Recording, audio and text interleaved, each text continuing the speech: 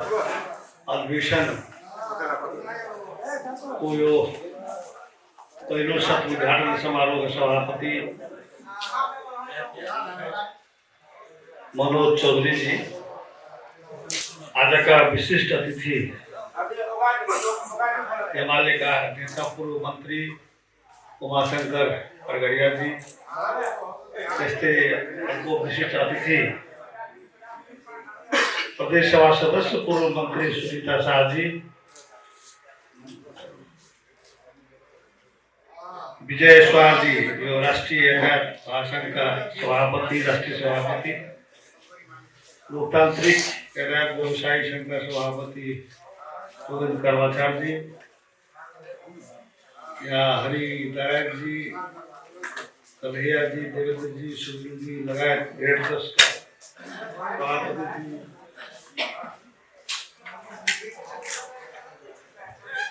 मध्य प्रदेश को सबै जिल्लाबाट आउनुभएका यता व्यवसायी प्रतिनिधि साथीहरू, शेयरधारीहरू, सिलगढीबाट पनि आउनु भएको छ।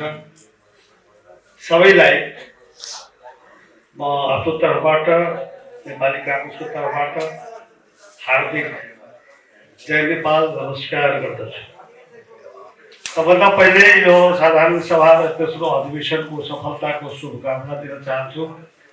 मलाई मनोजजी लगायतका साथीहरूले, प्राइभेट लिमिटेडका साथीहरूले जुन प्रमुख अतिथि भएर यहाँ कार्यक्रममा सहभागी हुने निम्ता दिनुभयो र त्यस अनुसार मैले आज तपाईँहरूको रोबरमा यस कार्यक्रमको उद्घाटन गरेँ। त्यो अवसर जुन दिनुभयो त्यसको लागि म धेरै धेरै आभार प्रकट गर्दछु। यहाँ पत्रकार साथीहरू पनि हुनुहुन्छ, धेरै सबैलाई म आज के भन्न चाहन्छु भने मलाई खुसी लागेको छ। यातायात व्यवसायीको बारेमा पूर्वोक्ता साथीहरूले धेरै कुरा बोल्नु भएको छ। सबभन्दा पहिले म कहाँबाट कुरा गर्न चाहन्छु भने आफ्नो जनत्वकै लागि पनि पूर्वोक्ता साथीहरूले, मनोजजीले र अरू साथीहरूले पनि भन्नुभएको छ, यहाँ जनकपुरमा बस पार्कको निर्माणलाई अत्यन्त महत्त्व दिनुभएको छ र बस पार्कको निर्माण एउटा अन्तर्राष्ट्रिय स्तरको होस्,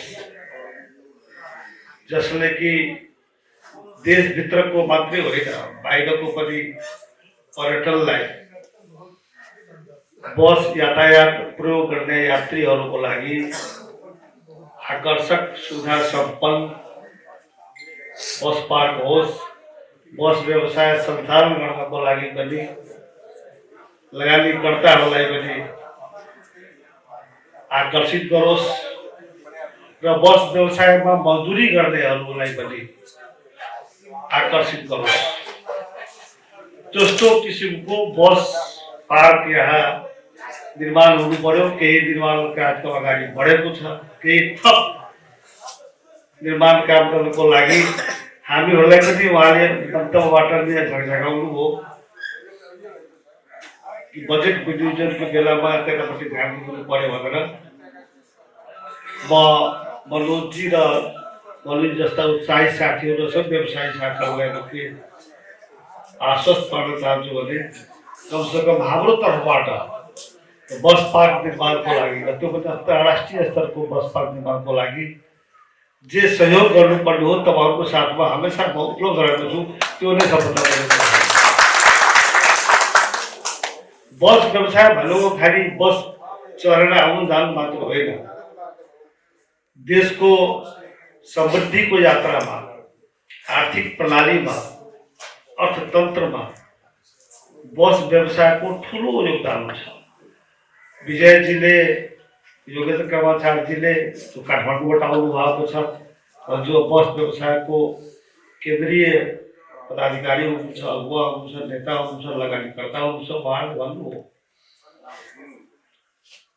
लगभग 40-45 लाख जनसङ्ख्या, यो लगभग 3 करोड जनसङ्ख्या भएको मुलुकमा 150 लाख 1 करोड जति तपाईँको विदेशमै छ। त्यसमध्येको कुनै न कुनै तरिकाले मजदुरी गरेर लगानी गरेर सञ्चालन र व्यवस्थापनमा सहभागी भएर 40-45 लाख यहाँको जनसङ्ख्यालाई रोजगारको अवसर दिएको छ र त्यो 40-45 लाख जनसङ्ख्याको परिवार त्यसमा निर्भर छ। त्यो नेपालको अर्थनीतिको लागि आर्थिक प्रणालीको लागि ठुलो योगदान हो। त्यसकारण यो बस व्यवसाय भनेको सामान्य बसमा चढेर यात्रा गर्ने उद्देश्य र लक्ष्यसँग मात्रै सीमित होइन। देशको आर्थिक प्रगतिमा बस व्यवसायको ठुलो योगदान छ। त्यतापट्टि हामी सबैको ध्यान रहेको छ र यसलाई हामीले टेवा दिनुपर्छ, सहयोग गर्नुपर्छ आफ्नो ठाउँबाट। अर्को कुरामा के भन्न चाहन्छु भने बस जो कि उहाँहरूले भन्नुभयो, म पनि यातायात मन्त्री भएको बेलामा मलाई उहाँहरूले पूर्व प्रधानमन्त्री, पूर्व गृहमन्त्री भन्नुहुन्छ, तपाईँहरूसँग प्रत्यक्ष सरोकार भएको म यातायातै मन्त्री भएको थिएँ। यातायात मन्त्री भन्नुभयो बेला बस्दा भन्नुभएको छ भाषणमा। म जब भौतिक पूर्वाधार तथा यातायात मन्त्री थिएँ मैले पनि त्योभन्दा पहिले पनि जानकारी छन् हो। र नेपालमा मात्रै यातायातको सेवाको सञ्चालन, यातायात व्यवसायमा निजी क्षेत्रकै सबभन्दा बढी होइन, सर्वाधिक सरकारी क्षेत्र छ कि छैन साझा केही चल्यो, राम्ररी चल्यो चलेको थाहा छैन। अहिले काठमाडौँमा कहिलेकाहीँ हामी हेर्छौँ अहिले पनि। त्यसले पनि ट्रस्टको जिम्मा एउटा कम्युनिटीको जिम्मा दिएको छ। त्यस कारण यातायात सेवामा सबभन्दा बढी योगदान छ भने निजी क्षेत्रकै छ र निजी क्षेत्रले नै यातायात सेवालाई धानिरहेको छ। त्यस कारणले नेपालको यातायात सेवामा निजी क्षेत्रको जुन यो वर्चस्व छ, सकारात्मक वर्चस्व छ, त्यसको प्रशंसा गर्दछु र हामीहरूले प्रशंसा गर्नुपर्दछ। र सँगसँगै उहाँहरूलाई हामीले कस्तो किसिमको सहयोग गर्नुपर्दछ। हालाकि त्यो सहयोग अन्ततोगत्वा जनताको पक्षमा होस्, देशको पक्षमा होस्, जनताले लाभ लिन पाओस्। जनताले लाभ लिने गरी, देशले लाभ लिने गरी यातायात व्यवसायीहरूलाई हामीले आफ्नो ठाउँबाट आवश्यक सहयोग गर्नुपर्दछ। र म र नेपाली काङ्ग्रेस पार्टी तपाईँहरूलाई यो सहयोग गर्नको लागि निरन्तर तपाईँहरूको साथमा रहिरहने प्रतिबद्धता पनि व्यक्त गर्न चाहन्छु। धेरै लामो कुरा गर्दिनँ, धेरै भइसक्यो। अब धेरैले खानासाना खानु भएको छ, त्यो पनि भोक लागेको होला। 2-3 कुराहरू म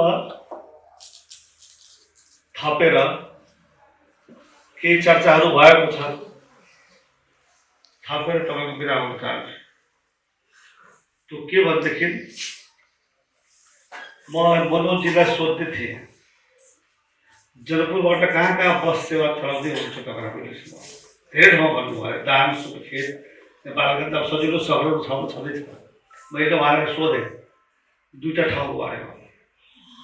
एउटा हुम्ला जुम्लाको बारेमा। हुम्ला जुम्ला जनकपुरबाट बस गइरहेको छ कि छैन? उहाँले छैन भन्नुभयो। सिलगढीका साथीहरू आउनु भएको थियो अरे, दोलखाका साथीहरू आउनु भएको थियो। मामा भान्जाको नाता छ, हामीसँग माग गर्नु भएको छ, हामीले दिन सकिरहेका छैनौँ, उहाँमा चर्चा गर्नुभएको छ। यो 2टा सेवा सञ्चालनको लागि पनि म आग्रह गर्न चाहन्छु। म हुम्ला गएको थिएँ 7 दिनपछि। जुम्ला पनि गएँ। सुर्खेत त चल्दैछ, सुर्खेत त तल सहर हो। हुम्लाका साथीहरू र जुम्लाका साथीहरू हुम्लाको कुनै न कुनै किसिमले कैलाश मानसरोवरको यात्रासँग सम्बन्ध छ। म लामो कुरा अहिले गर्न चाहन्न।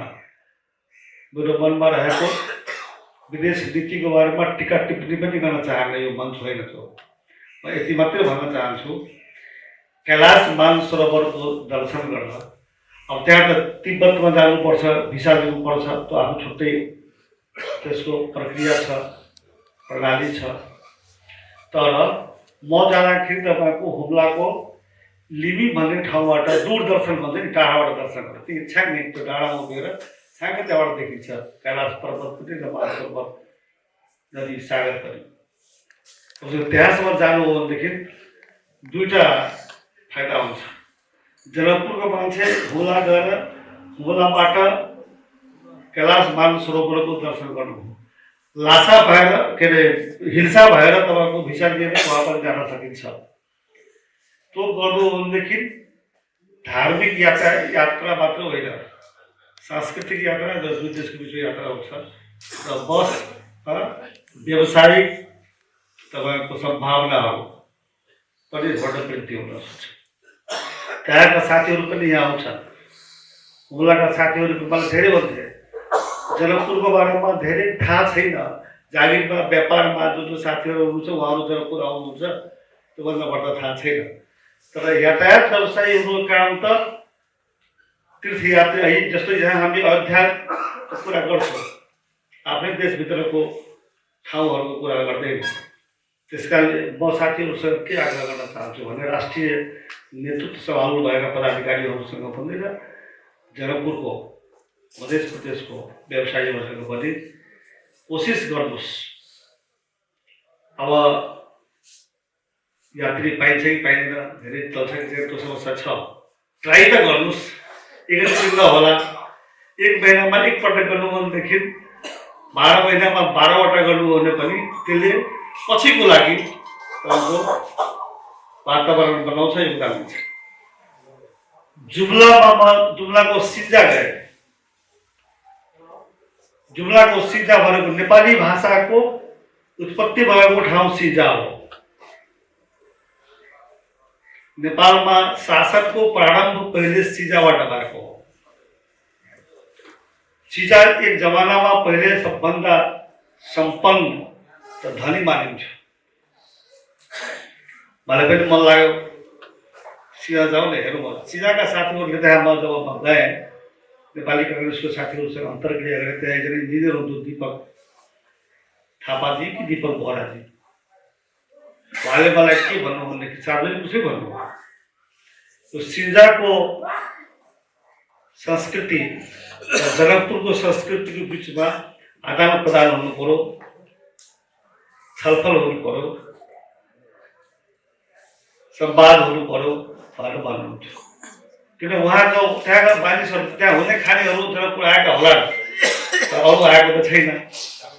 मैले योभन्दा पहिले आफ्नै पार्टीका साथीहरूलाई पनि र यहाँको सरकारमा हुने साथीहरूलाई पनि काठमाडौँ पनि मैले भन्ने गरेको छु, जनकपुर र सिजाको बिचमा सांस्कृतिक आदान प्रदानको प्रारम्भ गरौँ। उहाँहरू पनि चाहनुहुन्छ यहाँ आउन, यहाँबाट हामी जाउँ। त्यहाँ सिजामा त्यो कनका सुन्दरीको मन्दिर छ। कनका सुन्दरीको मन्दिरको बारेमा के भनिन्छ भने त्यहाँ सुरुमा पहिले नागवंशको राजा थियो अरे जवानमा, कतिले सुनेको पनि थियो, थाहा पनि छैन। शाहवंशीय पहिले लिच्छवीकाल बलकाल के भनिन्छ नि, पहिले त्यहाँ नागवंशले स्थापना गरेको। त्यस कारण सिजाको कल्चर र मिथिलाको कल्चर सहकार्य हुनु पर्यो, आदान प्रदान हुनु पर्यो। र त्यसलाई प्रवर्धन गर्नको लागि, त्यसलाई प्रारम्भ गर्नको लागि त तपाईँ यातायात व्यवसायीहरू नै सबभन्दा बढी सफलतापूर्वक योगदान दिन सक्नुहुन्छ। एकचोटि नहोला, जनकपुरबाट जुम्ला जाने, जनकपुरबाट सिजा जाने बस अयोध्याबाट जनकपुर आउनको लागि के रेल सेवा भनेर के यात्रा सेवा एक्सप्रेस 6 महिनामा 1 वर्षमा एकपल्ट चलाइन्छ भने तपाईँ हामी पनि चलाउँ न।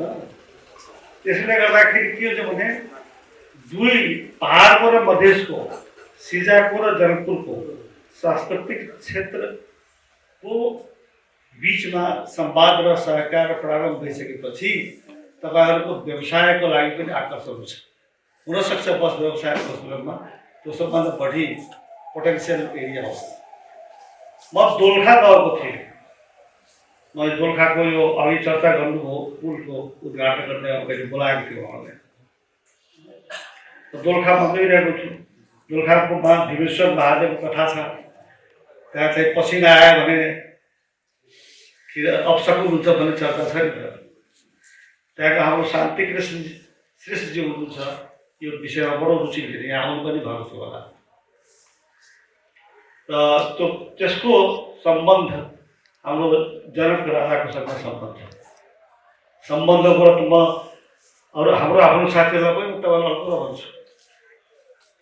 नेपालको नामाकरणकै बारेमा, नेपालको नाम नेपाल कसरी भयो भन्ने कुरामा पढ्दाखेरि दुई तिनवटा आधार मात्रै मानिन्छ, दुई तिनवटा थ्योरी छ।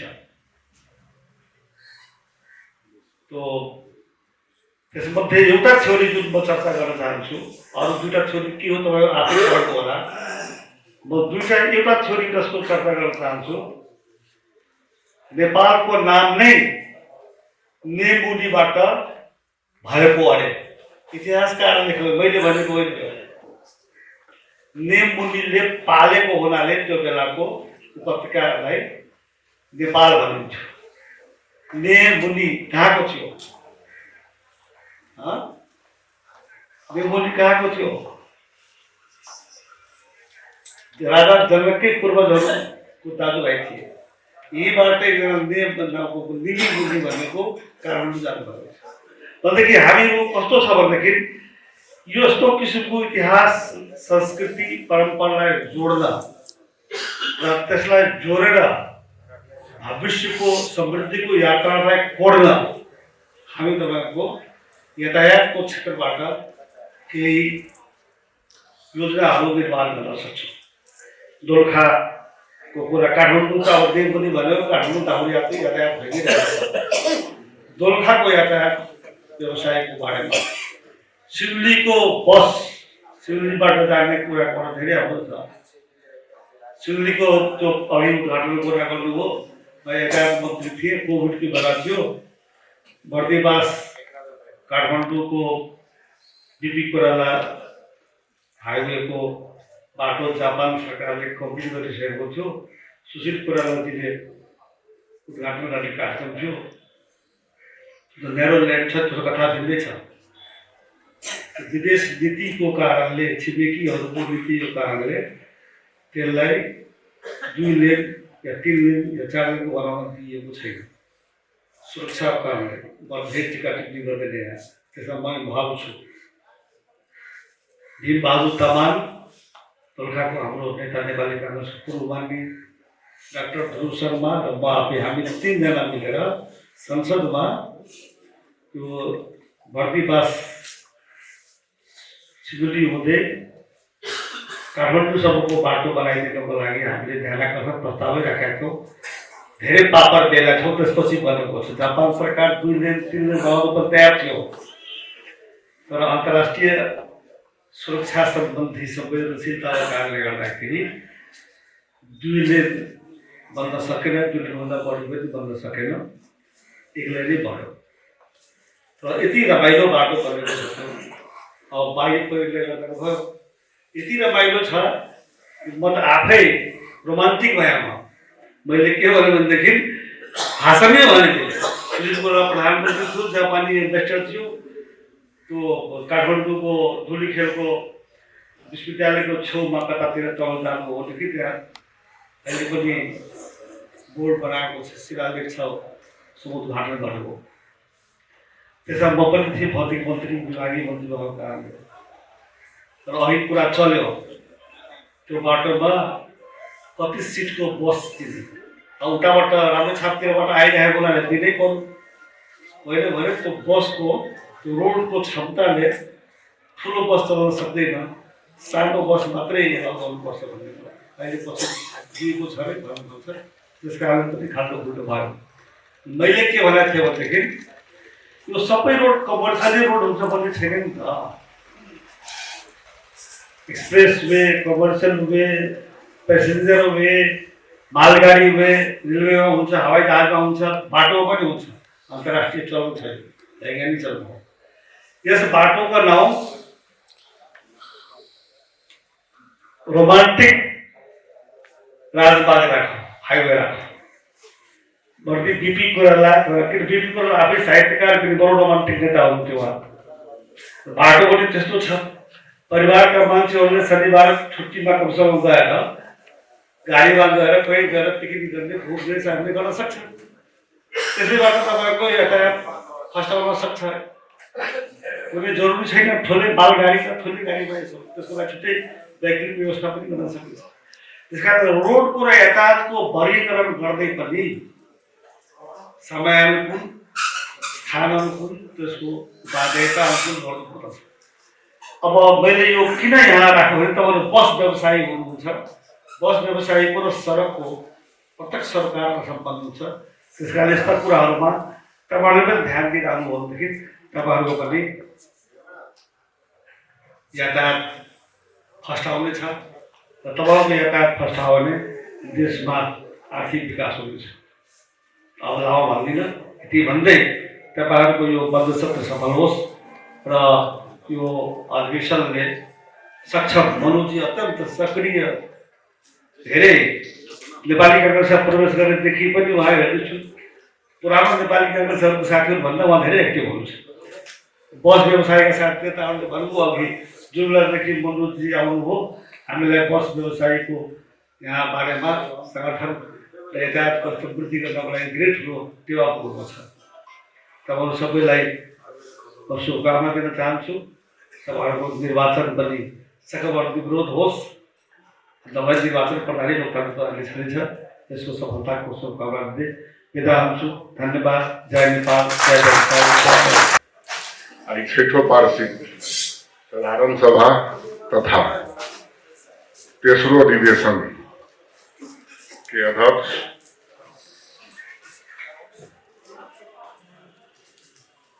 वही कार्यक्रम के केंद्र बिंदु प्रमुख अतिथि के रूप में विराजमान भेल नेपाली कांग्रेस के नेता एवं पूर्व प्रधानमंत्री एवं गृह मंत्री माननीय विमलेन्द्र निधि जी, वही मंच पर विराजमान भेल जसपा के नेत्री पूर्व प्रदेश मंत्री सुनीता शाह जी, वही मंच पर विराजमान भेल महासंघ के यातायात महासंघ के अध्यक्ष महोदय, लोकतांत्रिक केंद्रीय अध्यक्ष महोदय, संस्थापकगण, एठाम उपस्थित संपूर्ण शेयर होल्डरगण और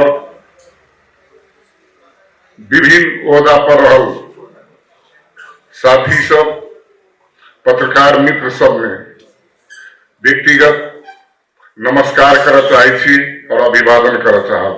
अभिवादन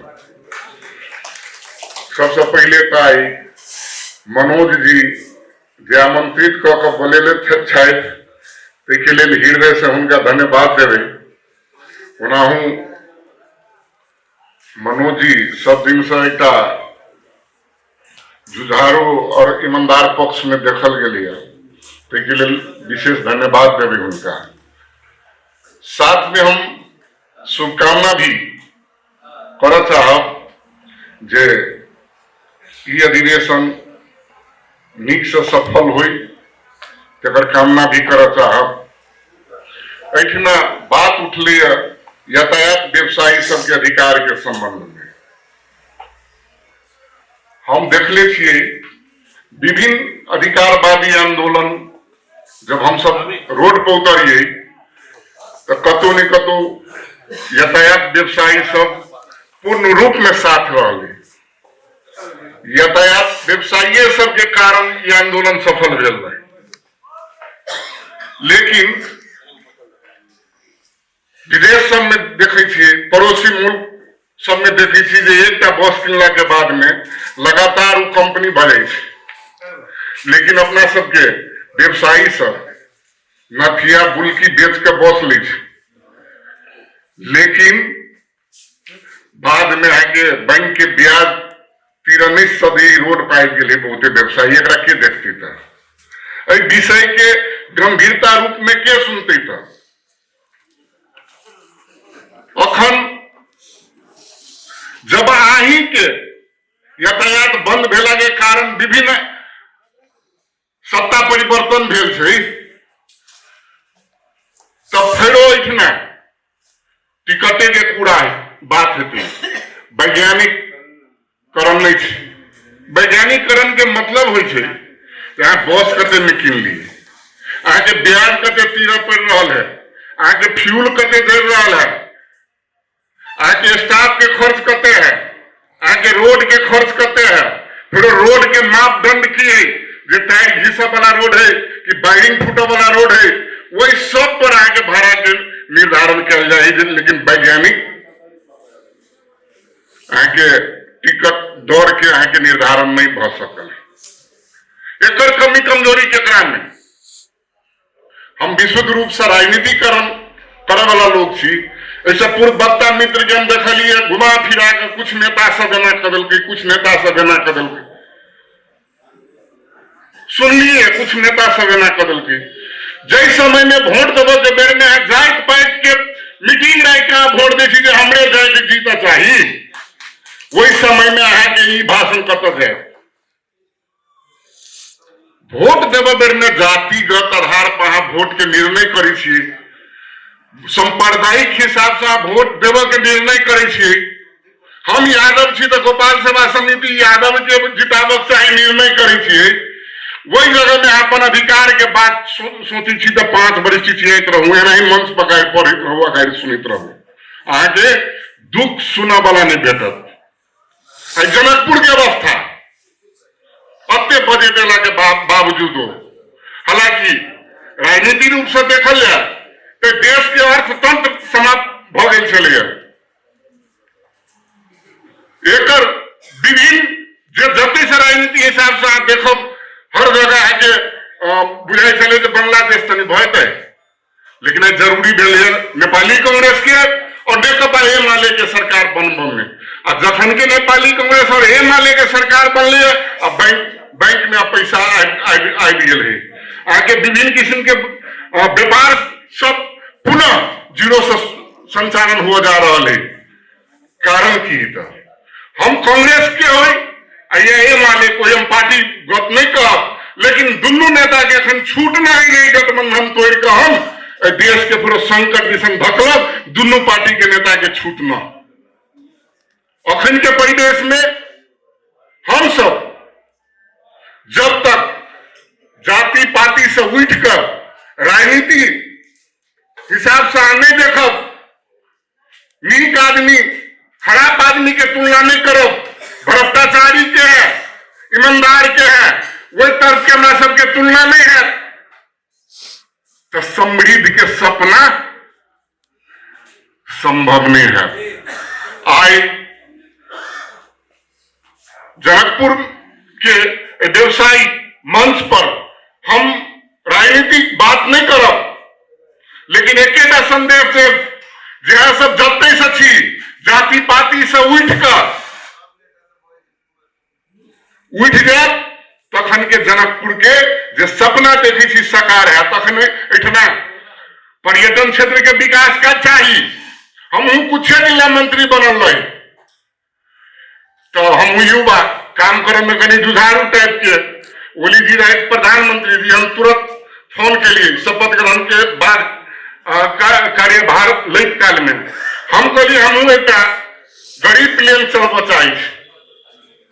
ओली जी काम करो वाला नेता थे, कहली तो संभव है, हम कहली एकदम संभव है। तो कसरी हम कहली यातायात आयल निगम 23 रुपया प्रति लीटर फायदा ल रहा है प्लेन के ईंधन में, जे हमरा 1 रुपया फायदा ले लियो जनकपुर और काठमांडू हम 700 में उड़ा देव, और वो फायदा देखा कर कर्जा और बोलो अभी घाटा में देखा कर नहीं, फायदा देखा कर हम उड़े।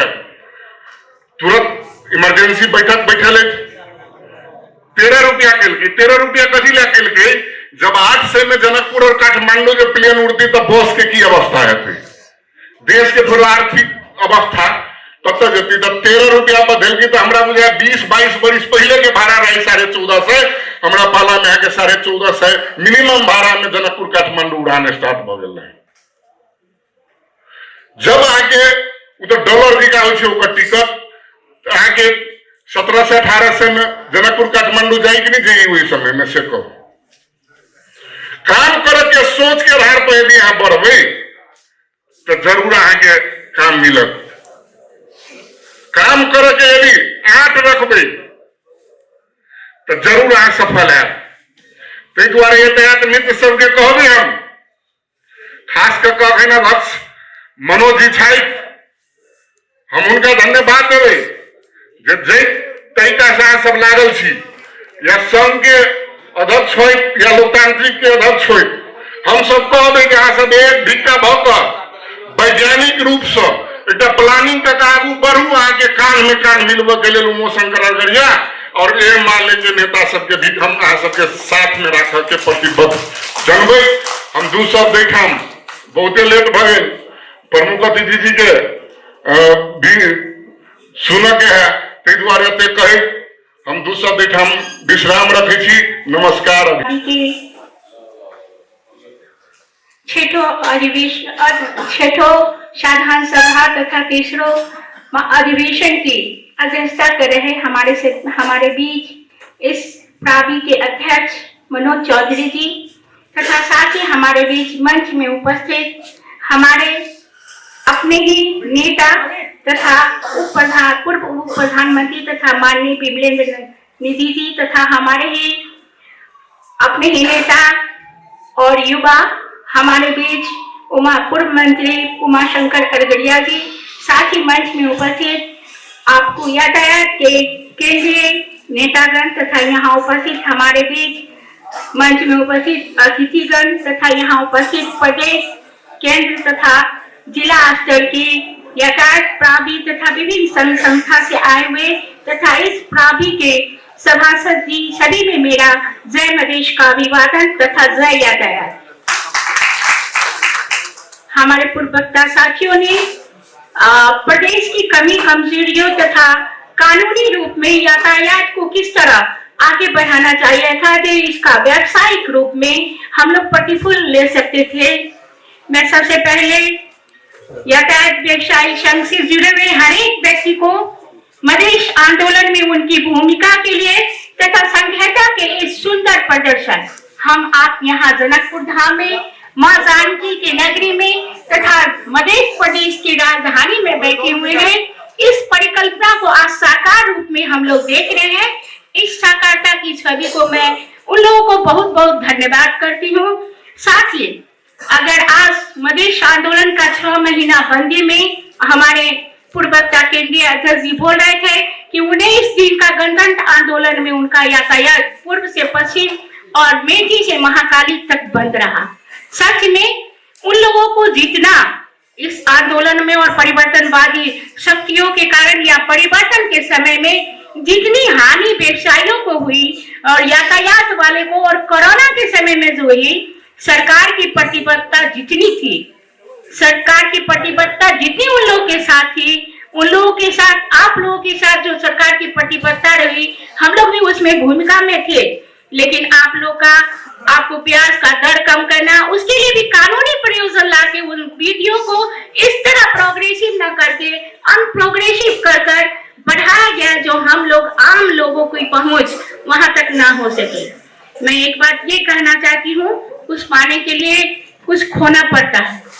आपके केंद्रीय अध्यक्ष जी यहाँ बोल रहे थे कि आप अपने अधिकार की लड़ाई को स्वयं ही न लड़ेंगे तो आपके अधिकार आप तक नहीं पहुंचेगी। मैं विकास समिति की सदस्य थी और आपका ये मध्य प्रदेश सवारी यातायात विधेयक आ रहा था। हम लोगों ने स्पष्ट कहा था कि हमारे व्यापारियों को जो हमारे यातायात के लिए हमारे घर तक हमारी सुविधा पहुंचाने के लिए इतनी प्रेरित जो अपनी लगानी करें उनको सुरक्षित करने के लिए तथा मध्य प्रदेश में ही रास्ता रह सके इस तरह का कानूनी प्रयोजन बनाना पड़ा। लेकिन विडम्बना है, हमारे सचिव तो हमारे नहीं, हमारे केंद्र के दोनों नेता बैठे हुए हैं, एमआरए और कांग्रेस के गठबंधन का सरकार। ये संहिता के कितने पक्ष में है वो आप भी जानते हैं और हम लोग भी जानते हैं। इसलिए इस सुंदरता को किस तरह कायम रखना है और किस तरह इसको प्रायोगिक रूप में, प्राविधिक रूप में आप सक्सेस करके आपके लिए और हमारे लिए फलित करेंगे, इन सभी विषयों को सोचने की आवश्यकता है।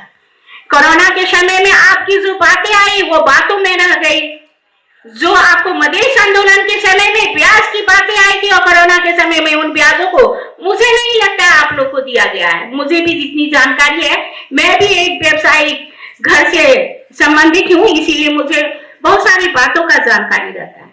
सच में आप लोगों ने कहा, हमारे पूर्व वक्ता विजय जी, हमारे मनोज चौधरी जी हमारे बीच आए, आपको हरि जी, जितने भी हमारे प्रदेश से लेकर अभी तक के जो प्रावी के साथी लोग बोले हैं, उन्होंने स्पष्ट कहा है कि मध्य प्रदेश में हम लोग पीड़ित हो रहे हैं, क्योंकि आपको रोड परमिट में जहां जरूरत है वहां देना पड़ा, गाड़ियों को जहां नहीं जरूरत है वहां दिया जा रहा है। इन सभी बातों को पुनर्लोकन करने की आवश्यकता है। मैं आपकी बातें प्रदेश सभा में उठाऊंगी। मैं उस समय सामाजिक विकास मंत्री थी, उस समय आपको श्रम यातायात के विषय में एक कानून आया था में, आपको उस समय कानून को आगे बढ़ाए हम लोगों ने, लेकिन जिस तरह का प्रयोजन और यातायात के विषय में स्पष्ट रूप में बहुत सारी बातें भी है जो पॉजिटिव है। जो अभी का जो विधेयक पास हुआ है सवारी यातायात वाला, आप अगर उसे अच्छी तरह देखें तो उस प्रयोजन को उपयोग भी कर सकते हैं, लेकिन कार्यविधि कितना आसान बनेगा उस पर डिपेंड करता है आपकी क्षमता को किस तरह आप उसे अपने लिए यूज कर पाएंगे। लेकिन फिर भी बहुत सारी समस्या है, समस्याओं का समाधान सभी को मिलकर करना पड़ेगा, चाहे वो हमारे केंद्रीय यातायात व्यवसायी संघ से जुड़े हमारे केंद्रीय अध्यक्ष हो, चाहे वो प्रदेश से जुड़े हैं या आपको 78 जिला से जुड़े हुए लोग हो और यातायात व्यवसायी संघ से जुड़े हुए हर एक साथियों को, सामान्य रूप में अपने शेयर धनी साथियों को एक बात स्पष्ट रूप में जानना पड़ेगा कि आप अपनी आवाजें उन तक पहुंचाएं जहां आपकी सुनवाई होगी। और हमारे पत्रकार साथी लोग भी यहाँ बैठे हैं, आपकी आवाज आज जरूर ले जाएंगे। मैं भी एक प्रतिबद्धता आपके साथ करती हूँ कि हमारी पार्टी जनता समाजवादी पार्टी नेपाल और मैं आपकी बातें जरूर वहां उठाऊंगी और आपके साथ प्रतिबद्ध होकर आपके व्यवसाय में सही मूल्यांकन और जिस तरह का बात होना पड़ा, रोड परमिट की बातें बहुत बड़ी समस्या है मध्य प्रदेश में, इन समस्याओं का हल करना और कर जो राजस्व दूसरे प्रदेश में हमारा जा रहा है और केंद्र में जा रहा है वो राजस्व हमारे पास रहे, इन सभी बातों की प्रतिबद्धता के साथ आपके इस अधिवेशन की पूर्ण सफलता की कामना करती हूँ और आप एक अच्छे मनोनीत और सभी को सर्वसम्मति से आप अपना ये निकाय ये प्रावि को बहुत अच्छी तरह ले जाएंगे। और सबसे बड़ी समस्या देखिए, राजनीतिक रूप में एक बात मैं कहना चाहूंगी, ये मंच तो राजनीतिक नहीं है लेकिन हमारे नेता लोग हैं और बहुत बड़ी बड़ी बातें हो रही है, तो कुछ बातें मेरी छोटी सुन लीजिए। ये प्रावि और व्यवसाय संघ, यातायात व्यवसाय संघ मैंने बहुत पहले सुना था, आज हम लोगों से बांट दिया गया। हम ही लोग को राजनीतिक रूप में अपनी क्षमता का विकास करने के लिए पार्टियों ने हम ही लोग को अलग से पढ़ने की, इसको भी मिलेगा उसको भी मिलेगा, उसके बोले समस्या यहाँ है, इसलिए सब आप लोग एकजुट होइए, यही विश्वास के साथ धन्यवाद। जय मधेश। यस महाजानकी यातायात जनकपुर धाम यातायात प्रणाली को यो 6औं साधारण सभा का सभाध्यक्ष मनोज जी, प्रमुखमन्त्री जी, आदरणीय पूर्व प्रधानमन्त्री तथा गृह मन्त्री नेपाली कांग्रेसका वरिष्ठ नेता विमलेन्द्र दाई, नेकपा एमालेबाट पालो केन्द्रीय सदस्यज्यू, प्रदेशका मान्य पूर्व मन्त्रीज्यूहरू, सम्बोधनलाई मैले यथाचित राखेँ। सम्पूर्ण विभिन्न संस्थाबाट पाल्नुभएका विभिन्न व्यक्तित्वहरू, पत्रकारज्यूहरू, महासङ्घबाट पाल्नुभएका पदाधिकारी साथीहरू, यस हिजो समिति अहिले प्रणालीका पूर्व अध्यक्षज्यूहरू, संस्थापक अध्यक्षज्यूहरू र सम्पूर्ण यहाँ पाल्नुभएका सेन्ट होल्डर तथा विभिन्न सङ्घ सङ्गठनबाट पाल्नुभएका महानुभावहरूमा यो मेरो तर्फबाट मध्यकालीन अभिवादन। जय यातायात। अब हामीलाई समय त धेरै लामो भइसकेको छ, तर के भन्दाखेरि हामी आज यातायातको यो जुन चाहिँ हामी देशकै प्रतिनिधित्व गर्ने जुम्मा अध्यक्षको रूपमा म यहाँ उपस्थित छु महासङ्घको, धेरै कुराहरू उठेका छन्। अहिले मुख्य छ हामीले यो चाहिँ जब गणतन्त्र आइसकेपछि चाहिँ समस्या देखेका छौँ। त्यो भनेको के भन्दाखेरि जुन किसिमको सङ्घीयता भयो, यातायातको चाहिँ अधिकार सम्पूर्ण रूपले चाहिँ प्रदेश सरकारलाई गएको अवस्था छ अहिले, र काहीँ फेरि स्थानीय सरकारलाई पनि यातायातको अधिकार छ, सङ्घीय सरकारलाई पनि यातायातको अधिकार छ। यो तीनटा सरकार बिचको समन्वय नहुँदाखेरि यातायातको व्यतिथि भएको छ। हिजो केन्द्रीकृत रूपमा जुन सञ्चालन यातायात हो एउटा सिस्टममा गइसकेको यातायात हो, तर के हो भन्दाखेरि जब यो ऐन कानुन नियम बन्दाखेरि चाहिँ प्राइभेट सेक्टरसँग यत्रो 12 खरब लगानी भएको सार्वजनिक यातायात हो। त्यसमा पनि नेपालीको मात्र लगानी, त्यसमा पनि चाहिँ मध्यम वर्ग र निम्न मध्यम वर्गको मात्र लगानी हो। बिग हाउसेसहरूको यो उसमा लगानी छैन। बिग हाउसेसहरूले गाडी मात्र आयात गर्नुहुन्छ, उहाँ बेच्नुहुन्छ। तर देशभरि चाहिँ यो परिस्थिति छ। यसमा 15 लाख श्रमिकहरू आज देशभर रोजगार छन्, र त्यसमाथि पनि के भन्दाखेरि स्वरोजगार 65% भन्दा बढी स्वरोजगार भइसकेको अवस्था हो। यो राष्ट्र इन्डस्ट्रीको रूपमा चाहिँ रहेको यो चाहिँ संस्था हो। यो चाहिँ उद्योगको रूपमा फ्लरिस हुनुपर्ने, तर आज गरिखाने पेसामा रूपान्तरण भएको छ। अब यसमा कतिपय दोषी हामी व्यवसायिक नेतृत्वमा बसेको पनि हामीले सरकारलाई बुझाउन नसकेका हो कि, र कतिपय कुरा राज्यले पनि यसलाई चाहिँ इम्पोर्टेन्स नदिएको कुरा हो। अहिले पनि कुरा आयो नि त, नेपाल मात्र यस्तो देश हो जहाँ चाहिँ पूर्ण सार्वजनिक यातायात निजी क्षेत्रबाट मात्र सञ्चालन भयो। यो विश्वमा कहीँ पनि छैन।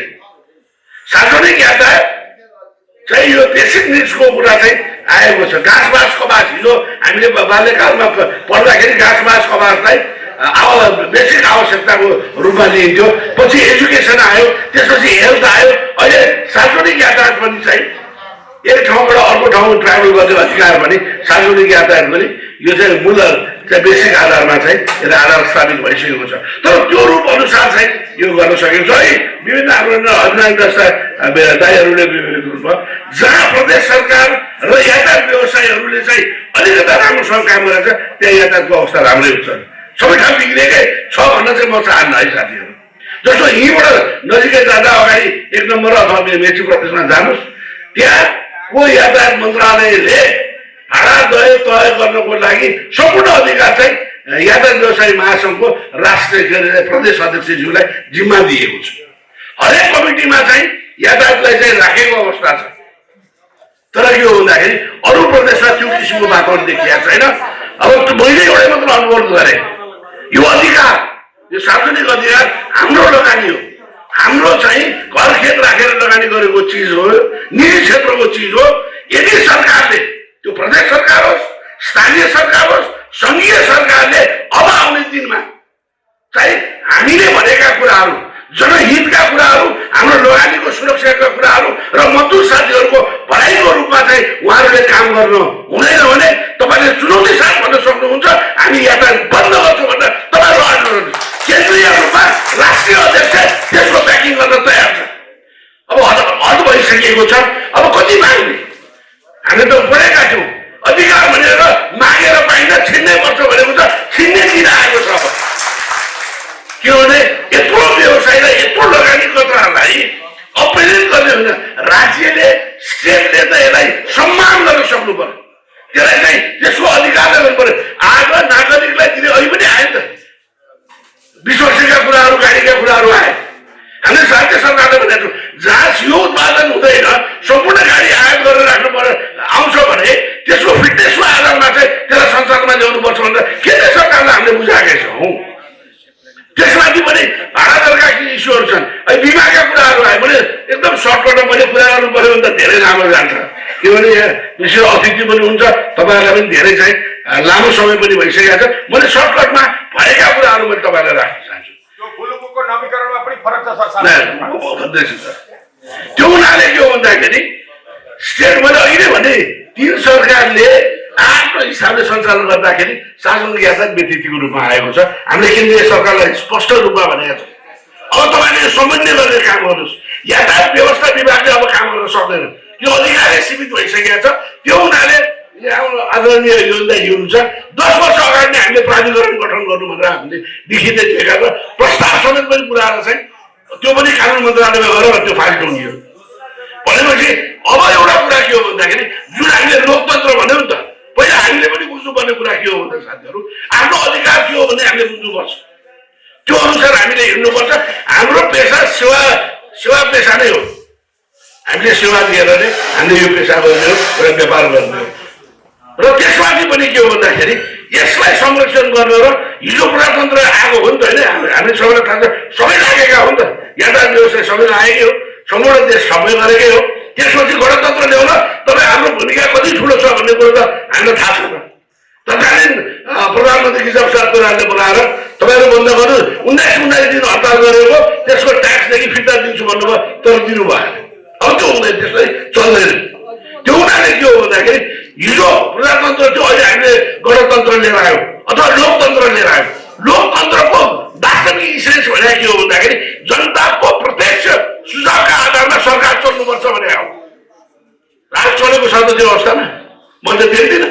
यत्रो ठुलो लगानी निजी क्षेत्रलाई सरकारले बोलाएर तिम्रो समस्या के हुन्, तिमीले कसरी लाने हो भनेको इन्क्लुसिभनेस होइन त भने हाम्रो प्रतिनिधित्व होइन।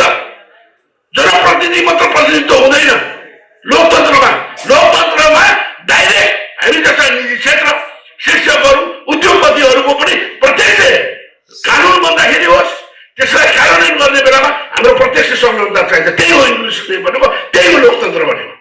त्यो हुनाले अब लोकतन्त्र पद्धतिमा लानुको लागि सबै एकजुट हुनुपर्ने आवश्यकता छ। अहिले पनि कुरा आयो, व्यवसायिक एकता सबभन्दा ठुलो कुरो।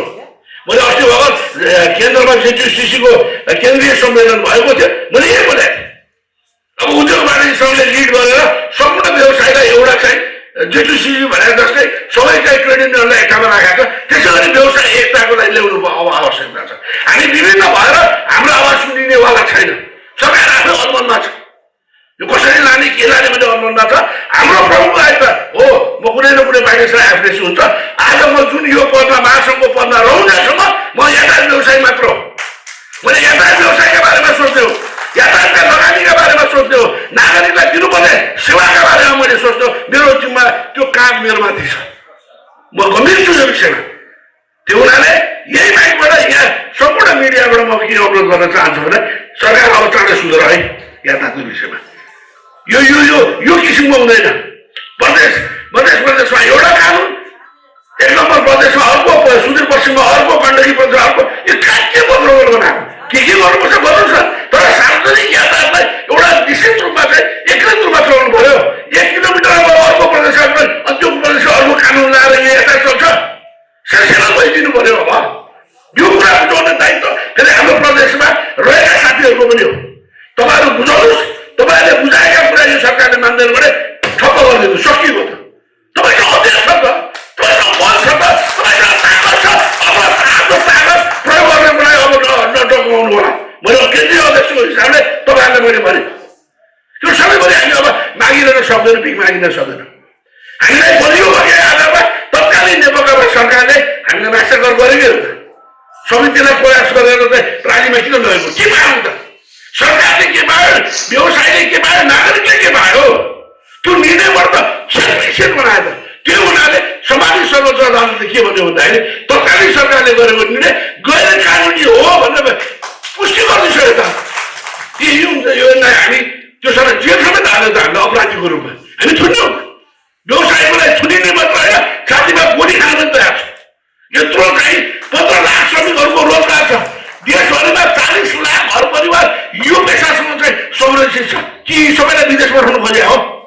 त्यो हुनाले गम्भीरता सोच्नुपर्ने अवस्था आएको छ। पार्टीभन्दा माथि उठेर व्यवसायिक धर्मको अगाडि हामीले बढ्नुपर्ने अवस्था आएको छ। त्यो कुरामा हामी सेन्सिबल हुनुपर्ने अवस्था आएको छ। साथीहरू, मैले धेरै कुरा गर्न इन्सुरेन्सका विषयमा हामीले प्रश्न गरेका छौँ।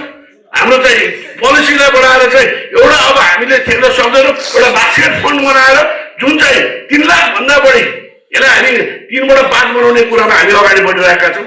वार्ता भइरहेछ। अब के गर्ने दुर्घटना बिमा प्राधिकरणको अध्यक्षजीलाई प्रश्न के मुद्दा लाग्छ नि, यो अवस्था छ अहिले यहाँ काम गर्न जाँदा पनि कतिपय कठिनाइहरू छ। तर के हुँदाखेरि यी कुराहरू जो इन्सुरेन्सका कुराहरू छ, यी कुराहरूमा चाहिँ जुन चाहिँ बार्गेनिङ अस्ति भर्खर चाहिँ काठमाडौँ दुर्घटना भयो, कुनै पार्टीसँग आबद्ध त भइ नै भइहाल्छ। कति रुपियाँ माग्यो भने 90 लाख रुपियाँले दुर्घटना भएको एउटा महिला विरुद्ध दुर्घटना मृत्यु भनेको दुःखद हो, त्यसको पैसाको भ्यालुएसन हुँदैन। तर रुल अफ ल त हुनु पर्यो नि, कानुनी राज्य हो नि त यो लोकतन्त्र भने। बरु हामी चाहिँ बार्गेनिङ गराइदिँदै प्रहरी प्रशासनले बोलाउने ल कति दिनुहोस् मिल्नुहोस् भन्ने त्यो मिल्ने हो र? मिल्ने भए प्रहरी निकाय किन चाहियो? मिल्ने भए सरकार किन चाहियो? हामी यातायात व्यवस्थाले जिम्मा दिनुहोस् न, सरकारले हामी व्यवस्थापन गर्छौँ। हाम्रा कानुन हामी आफै बनाउँछौँ त। अनि कानुनमा प्रश्न लेख्ने 5 लाखभन्दा चाहिँ दिनु पर्दैन भन्ने, 3 लाखभन्दा उपचार गर्ने, उपचारको विषयमा त कहिले चाहिँ हामीले यो रेस्पोन्सिबिलिटी ल्यायो, कानुनी बाध्यता होइन हामीले। अब हाम्रो गाईबाट गाई दुख्न हुँदाखेरि उसको चाहिँ उपचार गर्न, उसको ज्यान ठुलो गर्न यातायात व्यवसायले ठुलो पुण्यको काम गरेको छ। आफ्ना घर खेल्ने चरममा उपचारमा हामीले लगाएका छौँ। त्यस हुनाले हामीले के भनिरहेको छौँ भन्दा यी कुराहरूलाई चाहिँ यो खेलासिक रूपमा सोचिदिनु भएन। त्यो हुनाले एउटा बास्केट फन्ड बनाएर जुन चाहिँ बढी पैसा लाग्छ त्यसमा हामी पनि कन्ट्रिब्युट गर्छौँ, बिमा कम्पनीले पनि कन्ट्रिब्युट गर्नु पर्यो, सरकारले पनि एउटा बास्केट फन्डमा कति पैसा हामीले हालिदिनु पर्यो। पैसै सरकारसँग छैन भने फ्युलमा त हामीले युज गरेकै छौँ, त्यसमा 5-10 पैसा छुट्याइदियो भइगयो नि, त्यो फन्ड अटोमेटिक बन्छ त। राष्ट्रिय गौरवका आयोजना मण्डलले 10 रुपियाँ छुट्याइन्छ भने जो व्यवसायले सबभन्दा बढी तेल हाल्छ त्यही तेलमा 1 रुपियाँ 50 पैसा छुट्याइदियो भएर यी सबै चाहिँ नागरिकको लागि उपचारको लागि त्यति पनि गर्न सक्छौँ भने प्रतिवेदन आएका छन्, सबै चिज आएका छन्। कार्यान्वयन पाटो चाहिँ कमजोर छ, कार्यान्वयन पाटोमा ल्यासेस छ।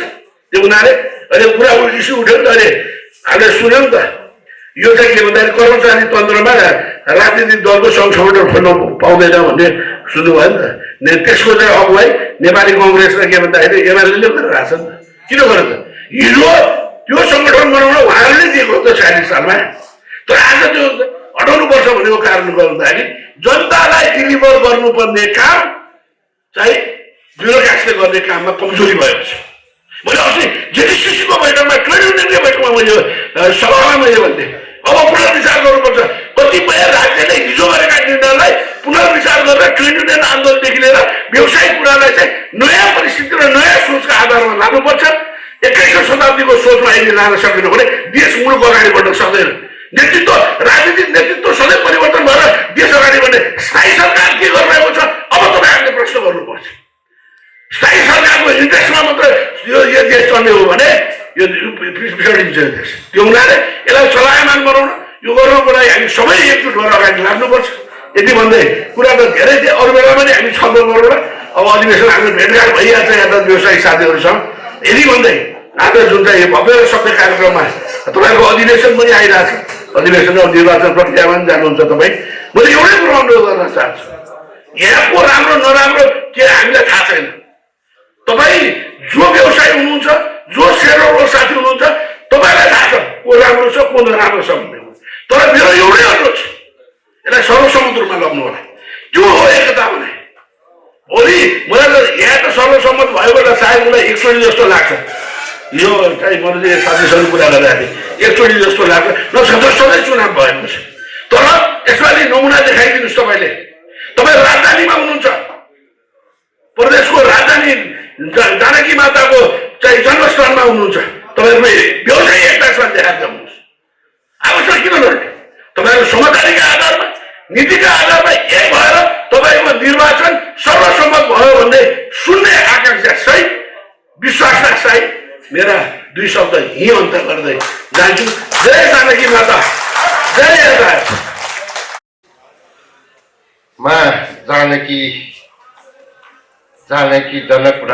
जनकपुर धाम यातायात प्राधिका अध्यक्ष एवं यस साधारण सभाका सभापति मनोज चौधरीज्यू, यस गरिमामय समारोहमा कार्यव्यस्तताको बावजुद पनि तपाईँ हामीलाई सम्झेर माया गरेर यहाँ उपस्थित हुनुभएका यस गरिमामय समारोहका प्रमुख अतिथि, नेपाल सरकारका पूर्व उपप्रधान एवं गृह मन्त्री, नेपाली कांग्रेसका पूर्व महामन्त्री एवं उपसभापतिज्यू माननीय वीरेन्द्र निधिज्यू, जसमा विशेष अतिथिको भूमिका निर्वाह गरेर जसमा पदार्थ हुनुभएका माननीय मन्त्री पूर्व मन्त्रीज्यूहरू, नेपाल यातायात व्यवसाय राष्ट्रिय महासङ्घ अध्यक्षज्यू, यस संस्थाका संस्थापक सदस्यज्यूहरू, नेपाली कांग्रेसका यस जिल्लाका जिल्ला सभापतिज्यू, यस महासङ्घका हाम्रो प्रदेश संयोजक आदरणीय हरिनारायण, लोकतान्त्रिक यातायात व्यवसाय सङ्घबाट पाल्नु हुने मेरा सहयोगी साथीहरू, उपसभापति, महासचिव, सदस्य साथीहरू, यहाँ विभिन्न विधाबाट पाल्नु हुने सम्पूर्ण अतिथि साथीहरू, यहाँ उपस्थित व्यवसाय मित्रहरू, सर्वप्रथम त म आभार व्यक्त गर्न चाहन्छु तपाईँहरू माझमा यसै उभिएर केही कुरा राख्ने जुन अवसर प्रदान गरिएको छ त्यसको लागि यस संस्थाका अध्यक्ष लगायत कार्य समितिप्रति आभार व्यक्त गर्न चाहन्छु। मलाई सहयोगको पनि कुरा जस्तो लाग्यो। म 2068 सालमा महासङ्घको अध्यक्ष हुँदा अहिलेको आजको प्रमुख अतिथि गृह यातायात मन्त्री हुनुहुन्छ। मैले मान्य पूर्व यातायात मन्त्री खुम्बाहरू खड्कादेखि रघुवीर महासम्म मन्त्रीमा सहकार्य गरे, सङ्गत गर्ने, महासङ्घप्रति त्यो व्यवहार मैले देखाएको थिएँ। म त्यहाँसम्म म डाइरेक्ट इन्भल्भ थिएँ। तर अहिलेको प्रमुख अतिथि भेट्न पनि सजिलो, मन्त्रीले भेट्न गाह्रो छ यो नेपालमा, तपाईँलाई थाहा होला, पुगेको होला। भेट्न पनि सजिलो, उहाँलाई बुझाए पनि त्यो काम पनि हुन्छ। तर आज संयोगले उहाँ यहाँ मुख्य अतिथि हुनुहुन्छ। हामी बिचको समस्या पनि अहिले धेरै सुन्नु भएको छ। उहाँको लेभलले यो यातायात क्षेत्रको एकदम अनुभवी, एकदम सबै तब हाम्रो कथाबाट भोगेर सँगै हिँड्ने व्यक्ति आज हाम्रो प्रमुख अतिथि हो। त्यसैले मलाई लाग्छ आजको यो साधारण सभाले उहाँको पक्षमा उहाँले दुईटा काम गर्नु, पार्टीमा पनि उहाँको आफ्नो क्षमता छ, आफ्नो वेट छ, सरकारभित्रको पनि आफ्नो छ। त्यसैले यो दुईटा कुरा एकै व्यक्तिले गर्ने भन्ने कुरा संयोगको कुरा हो। त्यो हो अहिलेको हाम्रो प्रमुख अतिथि।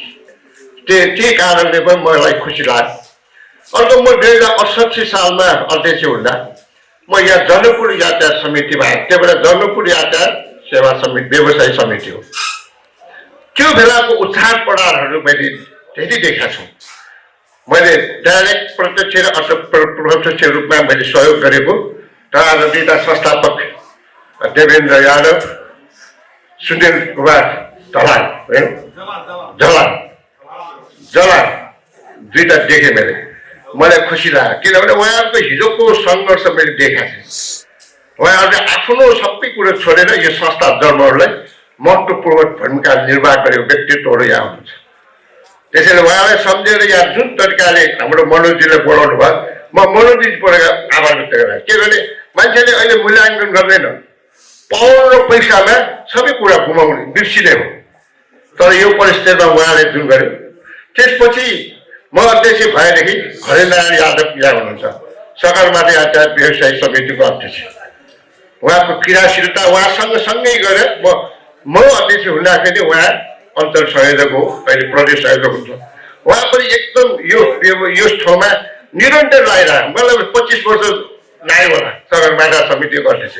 उहाँलाई छोड्न त आफै छोड्न दिएको छैन, अहिले पनि उहाँ हो। त्यसैले यस्ता व्यक्तिहरू तपाईँहरूका विद्यमान छन्। त्यसैले आज जुन तरिकाले मनोजीको पिरियडसम्म आउँदा यो जनकपुर यातायात प्रणालीले रूपान्तरित गरेको देखेँ मैले। किन हिजो यहाँ धेरै समस्या छन्। पुरानो साथीहरू छ भने उहाँहरू बित्दा बाहेक अरूले सम्झा छ भने उहाँहरू त फ्रन्टमा भिजेर यो संस्था जन्माएको व्यक्तित्व हुनुहुन्छ, अरूले पनि थाहा होला। त्यसैले हामीले बोल्ने र गर्ने कुरामा धेरै कुरा फरक छ।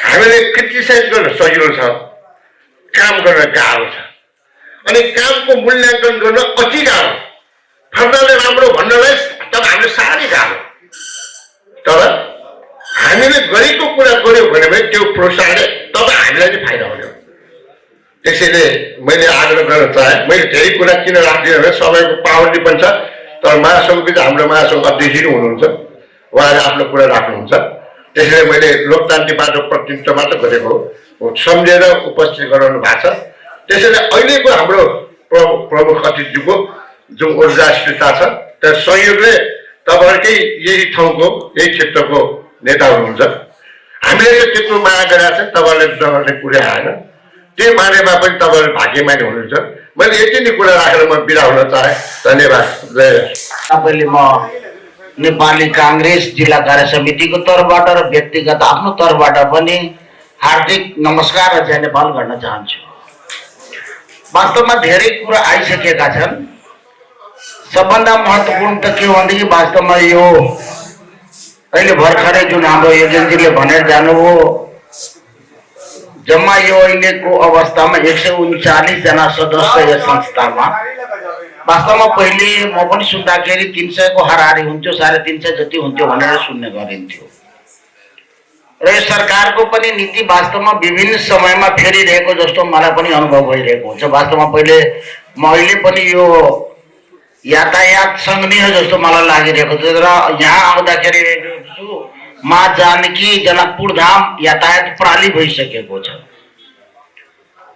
कहिले प्रणाली गर्न भन्छ कहिले तपाईको सङ्घ संस्था गर्छ यो तरिकाले गर्दै गयो भने वास्तवमा एक आपसमा फुटको स्थिति छ जस्तो मलाई लाग्छ म सम्पूर्ण व्यवसायीहरूसँग के भन्न चाहन्छु भने वास्तवमा व्यवसायको हक हितको लागि सबैजना पार्टी आफ्नो ठाउँमा छ सबैजना एक भएर अगाडि बढ्नुपर्छ भन्ने कुरा मलाई लाग्छ र यो अधिवेशनमा तपाईहरू वास्तवमा 139 जना हुनुहुन्छ म त तपाईहरुसँग अनुरोध गर्छु कि यो साधारण सभा सर्वसम्मतले होस् र तपाईहरुले राम्रो मान्छेलाई चुन्नुस् त्यो मेरो चाहिँ अनुरोध छ त्यो भएन भनेदेखि पनि वास्तवमा यो सङ्घ संस्था भने पनि पार्टी भने पनि डेमोक्रेटिक अहिलेको अवस्था छ चुनावको स्थिति हुन्छ तपाईहरु सबैजना सम्मानित व्यक्तिहरु हुनुहुन्छ चुनावै भयो भने पनि आपसी सद्भावको साथ तपाईहरु चुनाव गर्नुस् र यो अधिवेशन तपाईहरुको सफल होस् त्यसको लागि पनि म शुभकामना दिन चाहन्छु वास्तवमा अहिलेको अवस्थामा हेर्ने हो भनेदेखि यो बस व्यवसायीहरुको अवस्था मलाई लाग्छ नाजुक अवस्थामा छ हामीले यसरी हेर्दाखेरि भारतमा विभिन्न राज्यहरुले आफ्नै बस सञ्चालन गरेको पनि हुन्छ तर यो नेपालमा एउटा संघ सरकारले यातायात साझा भनेर सञ्चालन गरेको मैले सुनिरहेछु त्यो पनि काठमाडौँ भित्र त्यो पनि कहिले चल्छ कहिले बन्द भएको हुन्छ यो प्रदेशहरुले त केही गर्न नसकेको सायद मलाई सबैलाई अनुभव होला जस्तो नै लाग्छ र अहिलेको अवस्थामा वास्तवमा यो बस व्यवसायका साथीहरुलाई प्रदेश सरकारले पनि केही कानुन बनाउँछ भनेदेखि यो संघ संस्थाहरुसँग समन्वय गरेर नै अगाडि बढ्यो भनेदेखि जस्तो मलाई लाग्छ राम्रो हुन्छ र केन्द्रमा पनि केही नीति बनाउने हो भनेदेखि केन्द्रका यो जति संघ संस्थाहरु छन्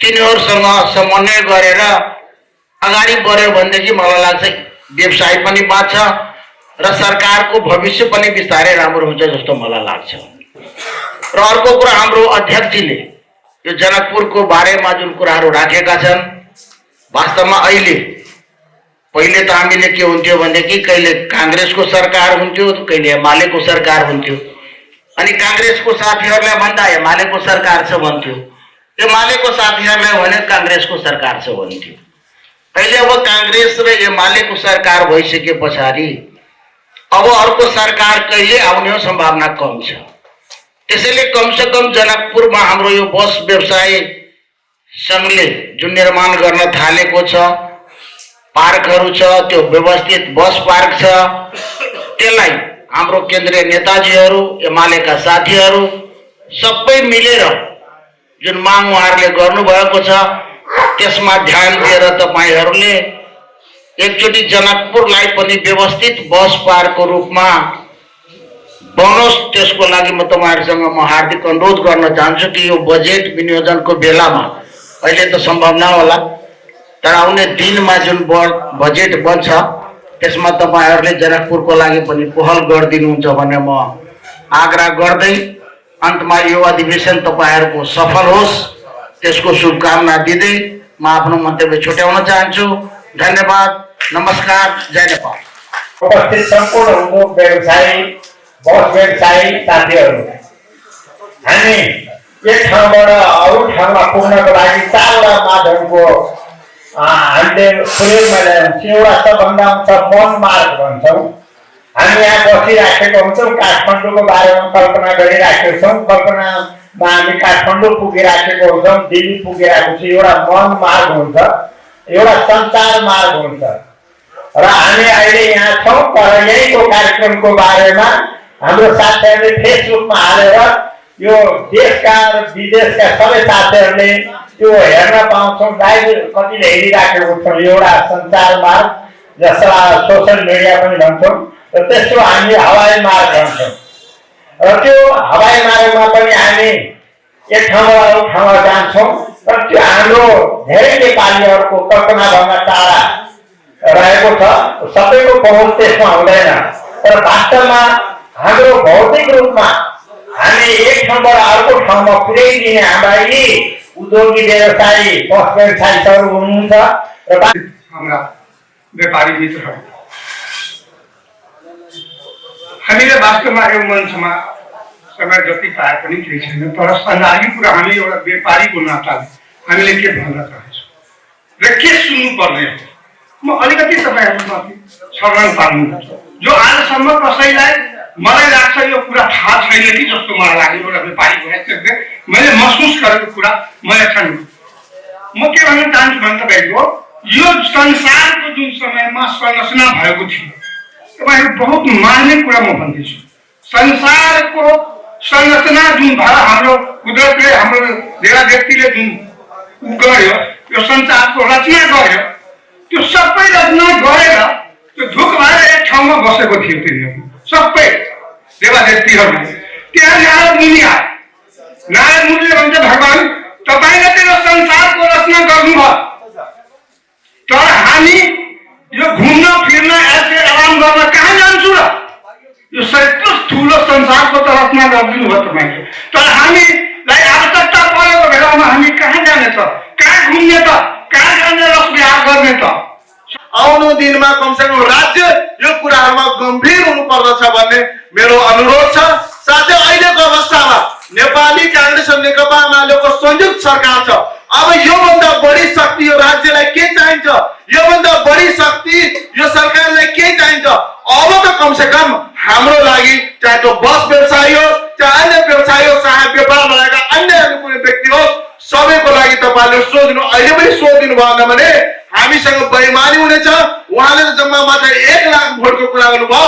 म नेपालको सम्पूर्ण व्यवसायीको तर्फबाट भन्न चाहन्छु, यदि पनि तपाईँहरूले अब जान्नुभयो भने भोलिको दिनमा यही व्यवसायहरू तपाईँको विरुद्धमा लाग्नेछ र नेपाली कांग्रेस र नेकपा एमालेलाई पनि गाह्रो हुनेछ भन्दै अन्तमा पुनः उद्योगी व्यवसायीको तर्फबाट बोल्दै गर्दा वा कुनै पनि पार्टीका विचार बोक्दै गर्दा व्यवसायी जुनसुकै पार्टीमा लागेका छौँ, तर एउटा कुरा हामीले के विचार गरेका छौँ, के हेरेका छौँ भने जहिले पनि डेमोक्रेटिक सरकार बन्दै गर्दा व्यवसायीलाई लाग्ने नियम, व्यवसायीलाई लाग्ने अन्य कुराहरू बनाउँदै गर्दा, कानुनहरू बनाउँदै गर्दा अलिक सफ्ट कर्नरबाट सोचिरहेका हुन्छन्। त्यही अवस्था जब वामपन्थीका सरकार आउँछ त्यो बेला किन वामपन्थीलाई उद्योगी व्यवसाय देख्नै नसक्ने अवस्थाहरू सिर्जना भएको विगतमा हामीले हेरेका छौँ। चाहे त्यो गभर्नरका नियुक्तिदेखि लिएर अन्य कुराहरूमा डेमोक्रेटिकको व्यवस्था हुँदै गर्दा हाम्रो व्यवसाय गर्ने माहौल राम्रो हुन्छ। वामपन्थीको यसो सरकार बन्दै गर्दा हामी व्यवसायलाई गाह्रो हुन्छ। यहाँ हाम्रा नेकपा एमालेका पनि आदरणीय नेताजी हुनुहुन्छ, पक्कै पनि उहाँले यो कुरालाई सम्बोधन गर्नुहुनेछ। किन हामी व्यवसायीसँग सौदाको व्यवहार उहाँले गर्नुहुन्छ? वास्तवमा पनि हुन पनि अब यो रुखचिन कसरी आयो होला त्यो हकिकको लागि हुने सम्बोधन भइसकेको छ र बस पार्क स्तरीय र अन्तर्राष्ट्रिय स्तरको बन्द छ त्यसमा हामी साथ छौँ भनेर हाम्रा प्रमुख अतिथि विशेष अतिथिले हामीलाई बाचा दिनुभएको छ। म आशा र विश्वास छौँ हामी व्यवसायी त्यो बस पार्क राजधानी जनकपुर धामको भएकोले स्तरीय बनोस्, त्यसमा सम्पूर्ण हामी यातायात व्यवसायीले त गरेकै छौँ, उहाँहरूको पनि साथ सहयोग आओस्। यति भन्दै आजको यो पहिलो सत्र समापन भएको घोषणा गर्दछु र सम्पूर्ण साथीहरूलाई भोजन खानामा सरिक भई खाना खाइ गइदिनु अनुरोध गर्दछु र हाम्रो लोकतान्त्रिक यातायात व्यवसायी संघका मध्य प्रदेशका पदाधिकारी सदस्यगण जुन आउनु भएको छ उहाँलाई चाहिँ योगेन्द्र कर्मचारी राष्ट्रदेवजीले यो स्विमिङ पुलको पछाडिको हलमा एकछिन कुरा गर्ने भएकोले जो आउनु भएको त्यो साथीहरू उहाँ अध्यक्षज्यूसँग गइदिन हुन हार्दिक अनुरोध गर्दछु।